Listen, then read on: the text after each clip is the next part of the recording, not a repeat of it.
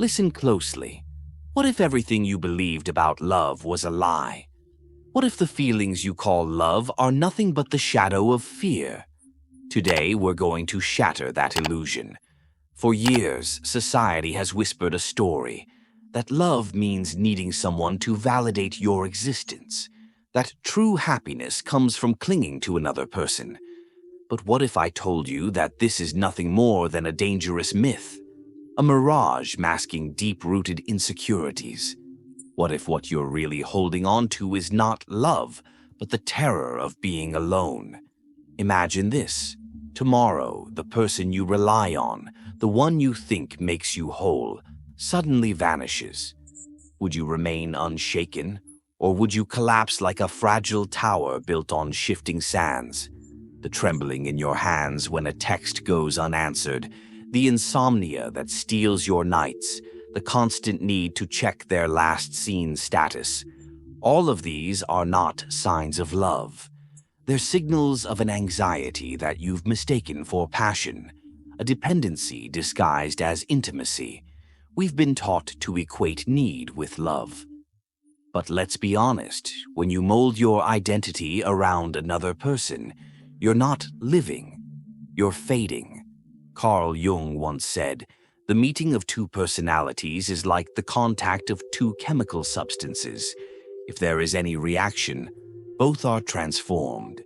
Yet in many relationships, one person loses their color while desperately trying to fill a void.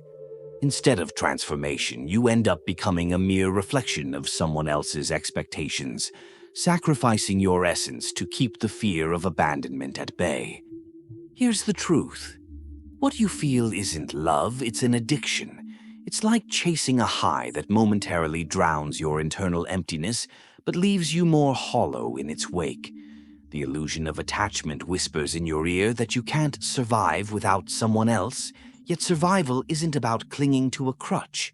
It's about standing strong on your own. Attachment tells you, without them, I'm nothing. But what if you could rebuild yourself? What if you could learn to face that inner void, not as a monster to be feared, but as a teacher? When you learn to look at absence with courageous eyes, you discover that detachment is not a cold withdrawal. It's a profound act of self-love. It's the moment you understand that freedom isn't found in holding on, but in letting go. Detachment is a revolution within. It's the moment you say to your fear, "I am in control." It's about accepting that you are already complete, even if that truth still feels blurry. Yes, letting go might feel like tearing away a piece of your soul, especially when you've lived so long believing that another person was your lifeline. But once you release that grip, you step into a new reality. A reality where the world isn't defined by lack but by abundance. True love is not about possessing or chaining someone down. It doesn't require eternal promises or locked-in certainties. Real love is about celebrating each other's freedom, encouraging growth, and sharing life without draining your spirit. Jung taught us about individuation, a journey of self-discovery where you learn to integrate every part of yourself. From this wholeness, you can love truly and deeply, without the need for external validation. But here's the uncomfortable part. Attachment is comfortable because it's familiar.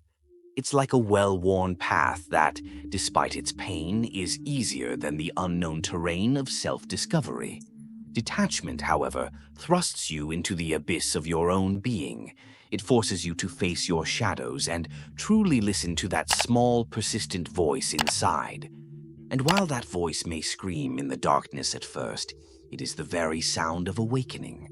When you begin to detach, you realize that what you thought was love was merely a bandage on an old wound, a desperate attempt to cover up the emptiness inside. And once you dare to stand alone, without the crutch of another's presence, you find a peace that nothing external can offer. That peace, that unshakable security, comes not from another person, but from the profound truth that you are enough as you are. Now, let's dig deeper.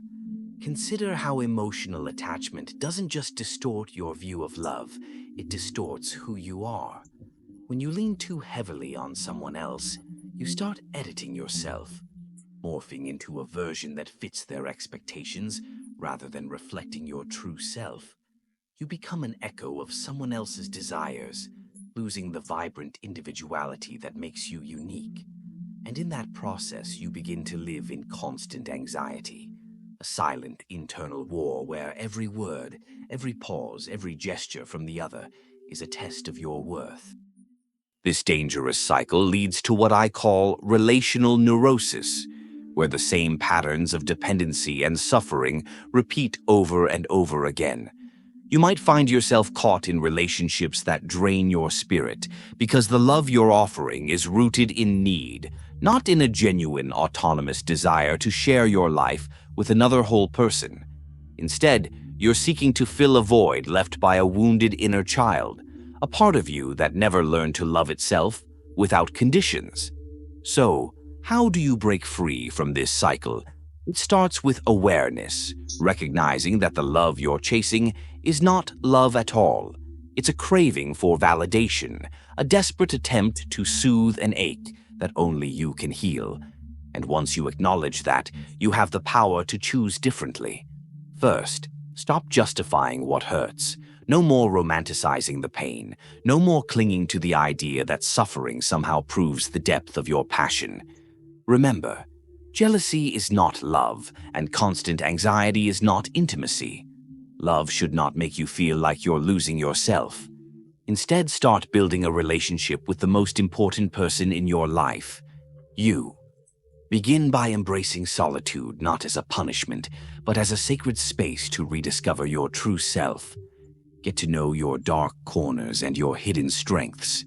When you can stand in front of the mirror and say, "This is who I am," without the need for someone else's reflection, you begin to free yourself from the chains of dependency.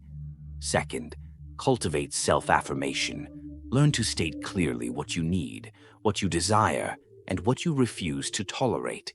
It's about drawing boundaries and standing by them, even if that means losing someone who isn't willing to respect your value. Because here's a truth that may sting. The person who can't love you fully isn't worth clinging to. Losing them is not a failure, it's a blessing, a sign that you are learning to stand on your own. And what if I told you that love is not something you chase, but something that follows naturally when you become whole? When you align with your inner truth, you attract relationships that are built on desire, not need, on choice, not fear, on abundance, not lack.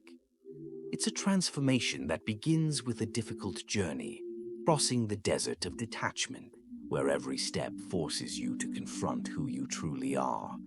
In that arid space, surrounded by mirrors of your own making, you'll face the raw honesty of your existence. You'll have to ask yourself, why does letting go hurt so much? What part of me feels like it dies when someone leaves? Peel back the layers, and there you'll find the root of your attachment. And once you confront that root with compassion, patience, and unwavering love for yourself, you can finally start to heal. This healing is not about shutting out others or retreating into cold isolation.